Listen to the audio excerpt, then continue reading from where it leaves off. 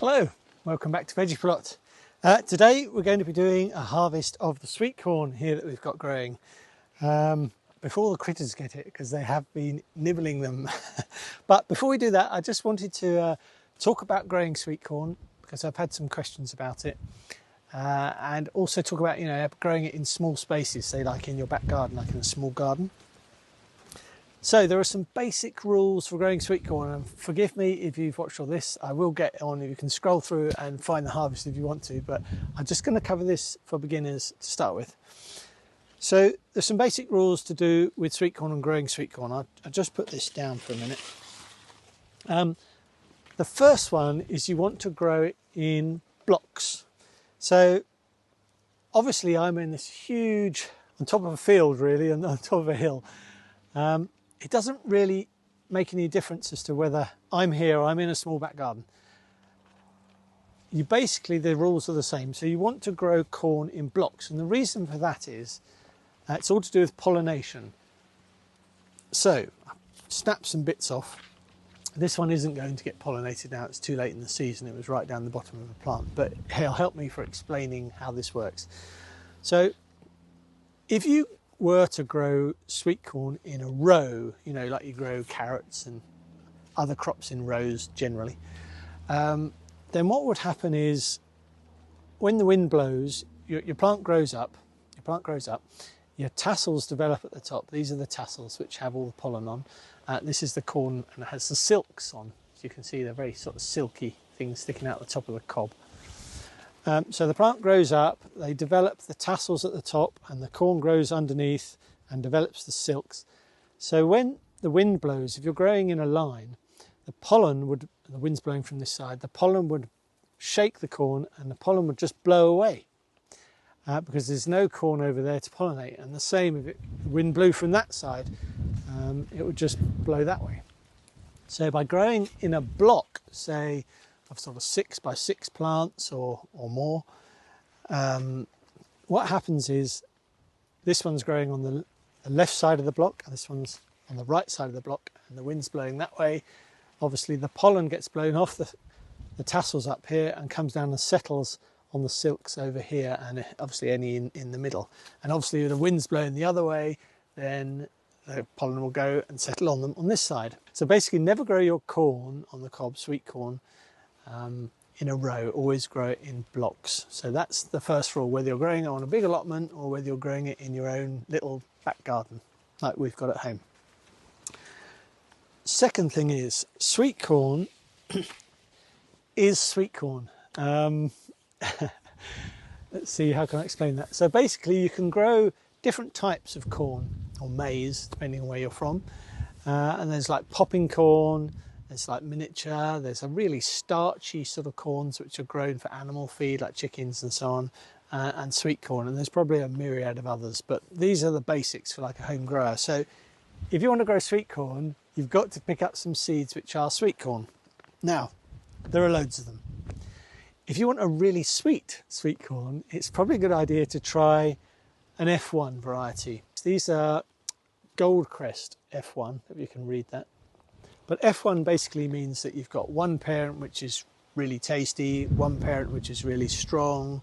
They breed them together and you get this F1. This is very basic, which is basically both sweet and strong. They say you shouldn't save seeds from an F1 because you never quite know. If you save seeds from this lovely F1, you might get that parent which is really strong, or you might get that parent which is very sweet but not very strong. So that you're always best to regrow from F1. If you want to grow sweet corn, make sure you grow sweet corn. If you want really sweet corn, go an F1 probably. As I say, there are other types. A couple of years ago I grew some popcorn. Now this was one of the cobs I saved from that. It's an absolutely beautiful looking cob. Just picked them at the end of the season, hung them up in the kitchen, let them dry out, and they dried rock solid. So yeah, these you would just take off and cook as you would popcorn. But yeah, amazing they are, but they're not sweet. So today we're talking about sweet corn. I just thought I'd show you that out of interest. Other things about sweet corn. It's quite good to grow them, to pre-germinate them if you don't have to, but this year I think I pre-germinated mine. I'll try and show a picture, which means just put them in between damp paper towel in a container, and when they shot out a little root, then I planted them, and I planted them in some deep root cells, so like pots which are quite deep because they like to get the roots down when they're young, and they don't like a lot of disturbance when you pop them out of the cells and put them in the ground. But if you saw one of my earlier videos, I'll try and link to it, I'll cut a bit in now. They were really, really rooted. I'd left them far too long in the cells and I had to separate them, and it was a lot of trauma, I think, for these poor plants, but they've done fine. So not 100% sure about the root disturbance, but that's up to you to try. So anyway, deep cells, pop them out when they're ready and plant them out into blocks. I've grown these at about 35 centimetres apart. So there's about 6 by 8 plants.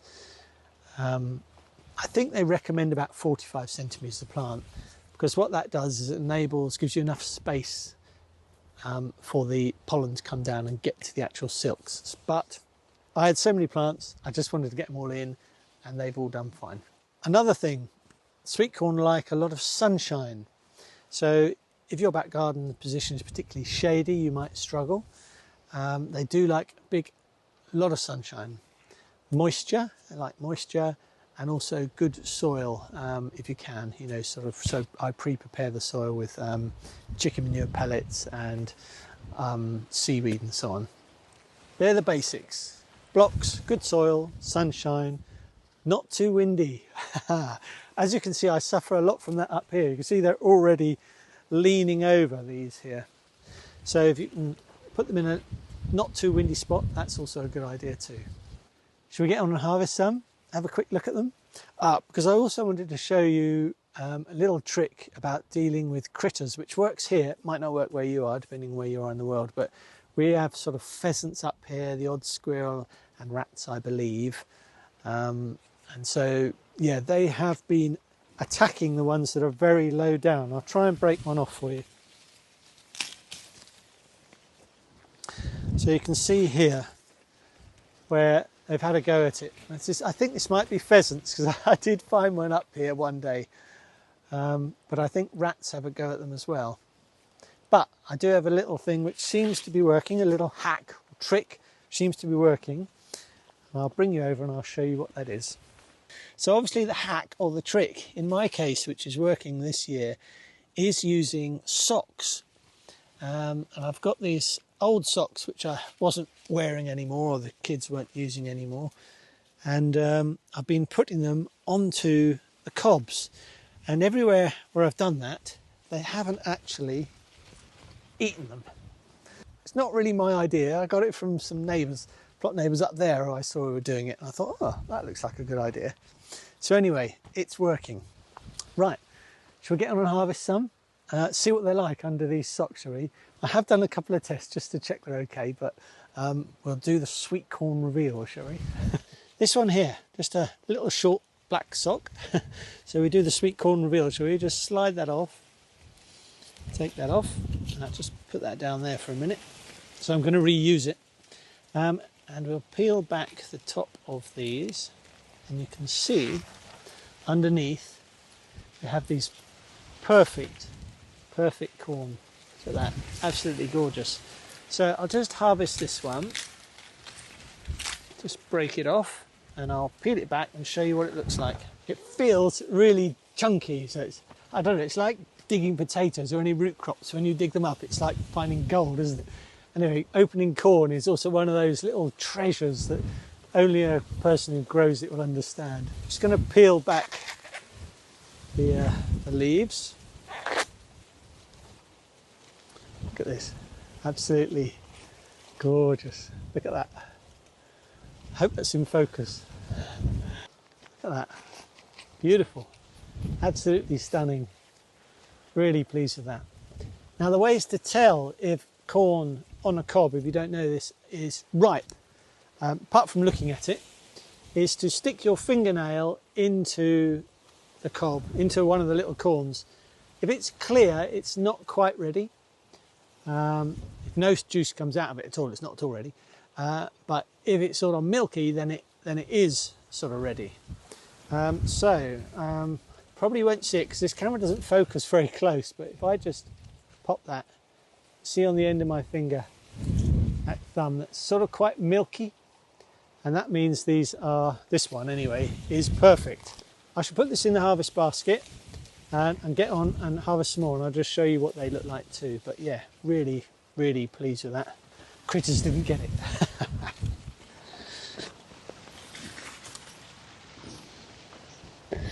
Right, let's see if we can find another one, shall we? Pull this one off. Oh, it's a bit stuck.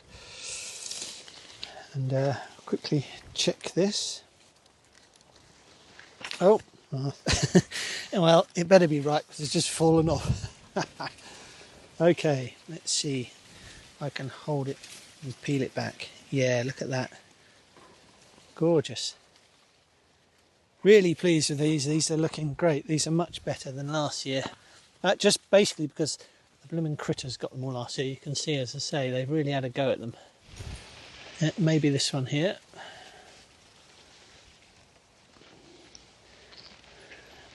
Yep, there we go. You can see at the top, these haven't quite been pollinated at the top on these silks, but that doesn't matter. So we'll have that one off.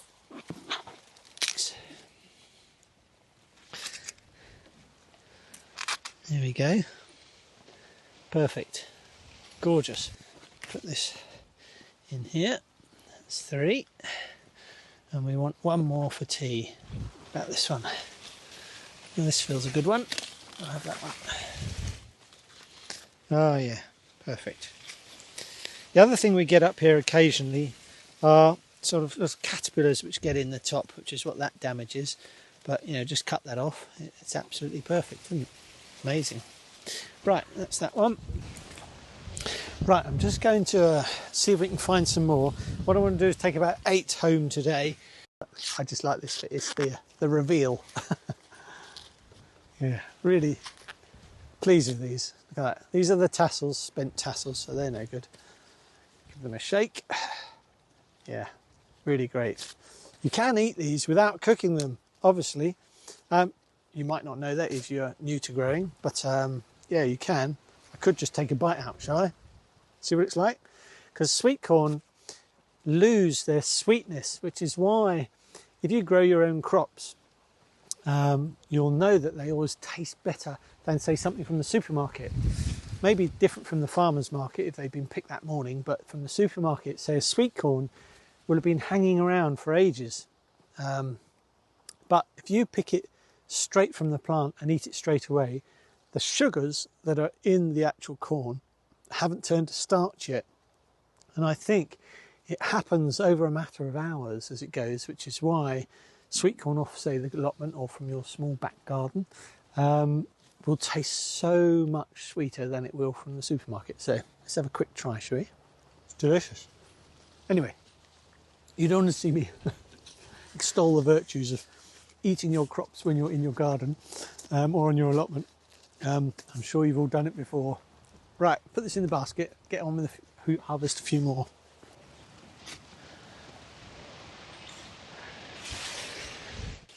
So I shall just get on and finish using these socks and the other few up, cover them over, and then what I want to do is take these tassels off the top of all of these to decrease the wind. There's no more pollen on them, so they're not really serving much purpose anymore.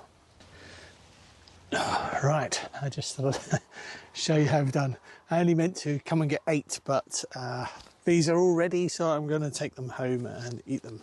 Really pleased with those. And we've got 1, 2, 3, 4, 5, 6, 7, about a dozen or so. So yeah, we shall eat a lot of these fresh. Some, I don't know if you blanch them or not, but I'll have to check online. But I think you can freeze them quite easily. So yeah, really pleased with those. I did think there was one other tip I wanted to give you about making sure you get really good harvest. It was about pollinating by hand. Now, let me just get you something to show you. When the tassels come out and they are full of pollen, which is not now in this case, these are really dried and dead and finished. What you can do, when they're obviously still attached to the plant, don't cut it off. I've just cut it off to show you. So when it's attached to the plant, You can get like a big piece of paper, like a newspaper or a magazine, and go round your corn plants. And if you, when it's attached to the plant, if you tap on a not a windy day, all sorts of rules on there, on not a windy day, tap the tassels onto the paper, it'll collect lots and lots, you'll see it all in it, lots and lots of pollen in the groove on the paper. And then, I just put that down, if you sort of fold it into a little curve, and then you can take it up to wherever the silks are, which I had on the other, and you can gently blow across the paper with it lined up with the silks of the corn, and it'll gently blow a lot of the pollen onto the silks, which will mean that you'll get almost guaranteed pollination on that cob.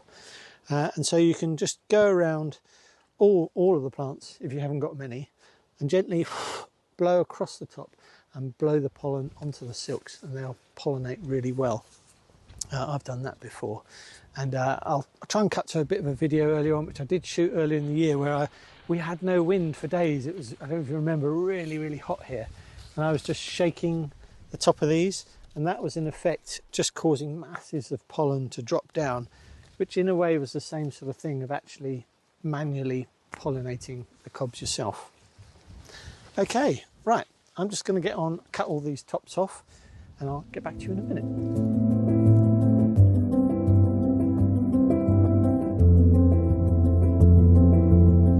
In here, it'll break down by next year and I need it, which is super. Have a quick look at what we've got today, and so this is it, sweet corn. Done really well. Look at these, extraordinary. Anyway, really easy to grow, and I totally recommend it if you've got, you know, a small garden or a small space in your garden or your allotment. Just grow a block of sweet corn, you won't regret it. They are absolutely delicious and well worth growing, much better than anything you'll ever get out of the shops. And as I say, dead easy to grow. Just a small block here. This is a few metres by about 1.8 or 2 metres wide. There's 36, maybe 72, 80 plants in here. Well worth growing. Let me know if you do. I'd be really interested to know. And if you've got something from this video, as always, please do like, subscribe and click the bell button for notifications, and then the channel will send you, or YouTube will let you know when I've released the next video, which I think will be time to harvest the potatoes. I've got new potatoes up there which I've left in rather a long time. Okay, till then, see you soon. Bye for now.